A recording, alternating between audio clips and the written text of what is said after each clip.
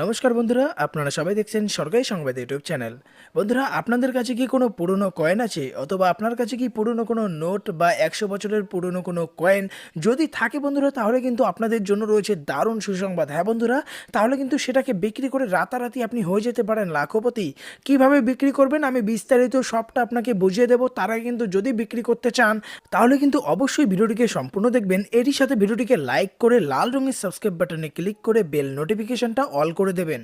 বন্ধুরা, আপনার কাছে যদি এই ধরনের পুরনো কয়েন থাকে তাহলে কিন্তু আপনার জন্য রয়েছে সুবর্ণ সুযোগ। হ্যাঁ বন্ধুরা, মাত্র এটাকে বিক্রি করেই কিন্তু পেয়ে যেতে পারেন 1 থেকে 1.5 লক্ষ টাকা কিংবা তারও বেশি। বন্ধুরা, আমরা জানি যে কম বেশি অনেকেই কিন্তু পুরনো কয়েন আর টাকা জমানোর শখ রাখে, কিন্তু সবাই কিন্তু সেটাকে বিক্রি করতে পারে না।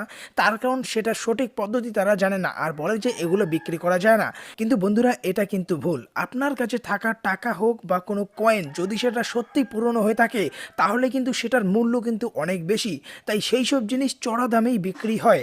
এই ধরনের ধাতব জিনিসকে বলা হয় অ্যান্টিক পিস। আর এই অ্যান্টিক পিসকে কোথায় বিক্রি করতে পারবেন সেটা আমি আপনাদের আজকেই দেখিয়ে দেবো, যাতে আপনারাও রাতারাতি লাখপতি হতে পারেন।